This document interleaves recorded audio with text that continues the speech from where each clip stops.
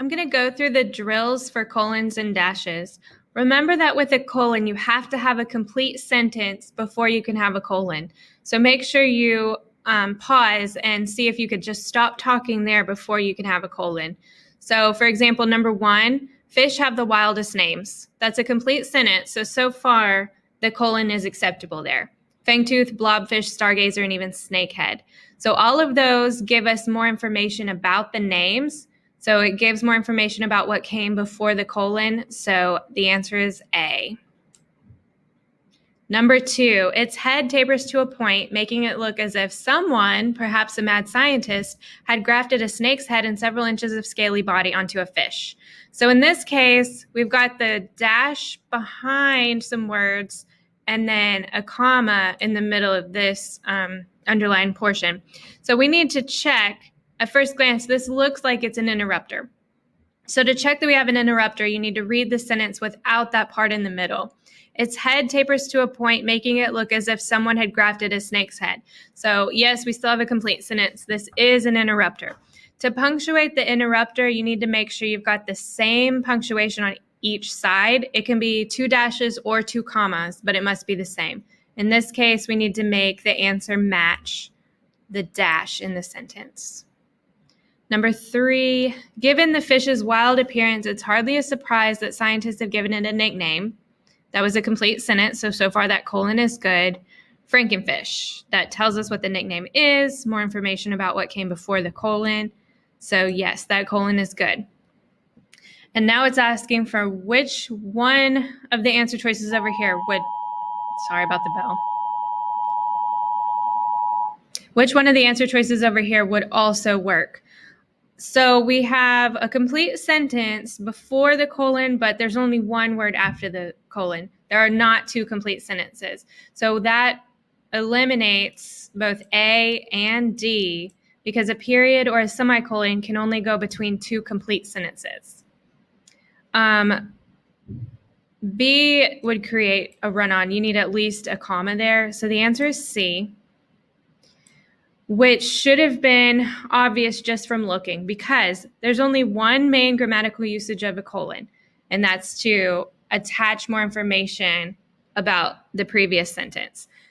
The dash can be used anytime a colon is used for that reason. So the dash can easily replace that colon. Passage 2.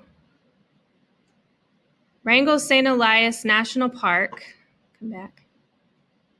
The largest national park in the United States, represents everything compelling about Alaska. It is immense, larger in fact than Belgium. So it is immense. That was a complete sentence. Larger in fact than Belgium. That is not a complete sentence.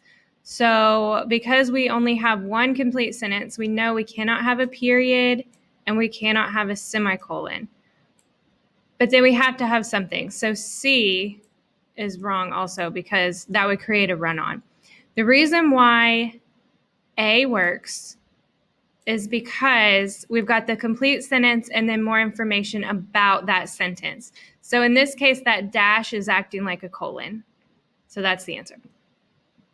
It showcases towering mountains. Mount St. Elias stands over 18,000 feet tall, as well as glaciers. I think this one is really tricky, but they give us the clue here with the dash. So we have to decide if this is introducing an interrupter or introducing a list or an explanation that would come after a colon. So to check, you need to go and see if we can delete any of this without losing our sentence. And then, so Mount St. Elias does give us more information about the towering mountains. But then back at the end of the sentence, we have glaciers. Glaciers are big sheets of ice, so they're not mountains. So that would not go together. So looking at the answer choices, I can see that these are going to be separated with punctuation. So we have an interrupter and take it out to check. It showcases towering mountains as well as glaciers. So it is an interrupter and I need to make the punctuation match. Number 3. And appropriate for Alaska, just getting there is an adventure. That's a complete sentence. It's a long day's drive just to reach the long, rough road leading to the park. So that's another complete sentence. In this case, the colon works because that second sentence gives us more information about the first sentence. So why is it an adventure? Because it's a long day's drive. Now we're looking for the only one of these options which would not work. So we've got two complete sentences.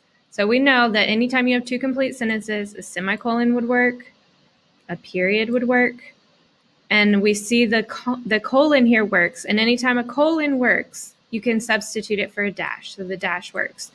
The only answer that does not work is just a comma, because just a comma between two complete sentences creates a run-on.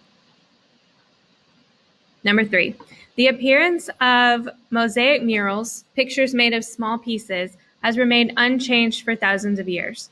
So we've got this dash here, and our underlined portion has a comma. That's a hint that this is probably an interrupter. To check, take it out and see if we still have a sentence. The appearance of mosaic murals has remained unchanged. So still have a sentence. It is an interrupter. One side has the dash, so we need to make them match and give the other side a dash. However, the last few decades have seen the emergence of a new style. That's a complete sentence. Colorful three-dimensional stone wall murals. That one is not a complete sentence. There's no subject verb there. So we've got one complete sentence and one fragment. You cannot have a fragment by itself with between two periods, so no change is wrong. If a period won't work, a semicolon also won't work because they're grammatically identical. So we need to attach this extra information about the style to that original sentence. And so the best answer is G. H would create a run-on. Number 3, she combined the piecework of mosaic murals with traditional soapstone slab carving to produce. Now we wouldn't stop talking there because we need to know to produce what. So you cannot just end the sentence. So that means you cannot put a colon. A colon only comes after a complete sentence. To produce lifelike tropical plants, flowers, and sea life ranging in size from a few inches to life-size plants inlaid along entire walls. So she's really producing 3 different things. She's producing plants, flowers, and sea life scenes. All 3 of these things in the list are equal. B and C makes it look like she's going to list 2 different kinds of tropical plants, but the sea life scenes, those are not tropical plants. Plus, if the list only included 2 different items in it, you wouldn't put that comma in the middle. So B and C are both wrong. In this case, the simplest answer is best, and you just need the comma to do that list of 3 things. Passage 4. Frank Lloyd Wright, and those are his life dates, was many things. Frank Lloyd Wright was many things. That's a complete sentence. In addition to being an architect who designed more than 1,000 buildings, he was also an interior designer and writer. That's another complete sentence. This second sentence gives information about the first. That's why that colon works. So we're looking for the one that does not work. 2 complete sentences. We know that a period can go between 2 complete sentences. A semicolon can go between 2 complete sentences. And the colon, you can always swap out a colon for a dash. So we know that if the colon works, the dash also works. The only one that does not work is the one with no sentence ender in between. B would create a run-on. Number 2, his architectural philosophy held that, now you can't stop talking there, so you can't have a colon. Remember, a colon only comes after a complete sentence. So right now I'm thinking we just remove it. His architectural philosophy held that buildings should be designed in harmony with people and their surrounding ideas. Yeah, that sentence, it needs nothing in there. So the answer is H. Held that buildings, nope, you still need the rest. Held that, comma, buildings, no. The best answer is no punctuation.